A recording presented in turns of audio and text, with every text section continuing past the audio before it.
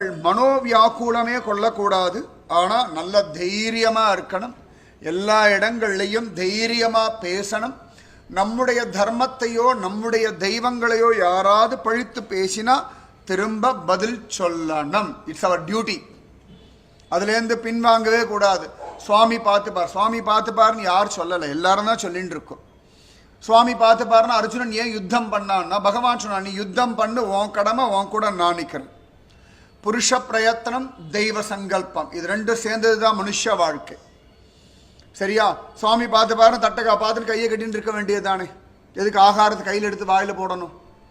இல்லையே. சுவாமி நிச்சயமாக பார்த்துக்கிறார். ஆனால் நம்முடைய பிரயத்தனம் கட்டாயம் உண்டு. சமர்த்த ராமதாசர்லாம் இந்த தேசம் ஹிந்துஸ்தானமாக மாறணும்னு வீதி வீதியாக இறங்கினார். நிறைய இடங்கள்ல ஆஞ்சநேயர் கோவில்கள் எல்லாம் ஸ்தாபிதம் பண்ணி இளைஞர்களெல்லாம் ஒன்று சேர்த்து தேசத்திற்காகவே ஒரு எழுச்சியை கொண்டு வந்தான். அதனால நம்முடைய குழந்தைகளுக்கு அந்த தைரியத்தை, அந்த லட்சியத்தை, போராடணும் அப்படின்ற ஒரு எண்ணத்தை கொடுக்கணும். நம்ம கதையை பார்த்துட்டே இருக்கப்படாது. நம்ம கதை இந்த தேசத்தை நம்பித்தான் இருக்கு. நம்முடைய எதிர்காலம் இந்த தேசத்தை நம்பிதான் இருக்கு. நம்முடைய பரம்பரை இந்த தேசத்தை நம்பிதான் இருக்க போகுது. நிச்சயமா நோட் பண்ணி வச்சுக்கோங்க.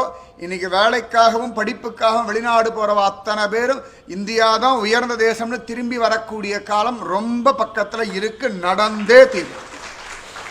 பல ஊருக்காராலும் இந்த தேசத்துக்கு திரும்பி வருவார்கள். இது போல உயர்ந்த தேசம் இல்லை அப்படின்னு நிச்சயமா நடக்கும். பகவான் மேல சத்தியமா சொல்றேன். அதற்கான விஷயங்கள் தான் இந்த தேசத்துல அழகா நடந்துட்டு இருக்கு. ஏன்னா இந்த தேசத்தை அவ்வளவு அழகா பகவான் காப்பாத்தின்னு இருக்கான். பகவான் பலவிதமான அவதாரங்கள், பரித்ராணாய சாதூனாம் விநாசாய ச துஷ்கிருதாம் தர்ம சம்ஸ்தாபனார்த்தாய சம்பவாமி யுகே யுகே.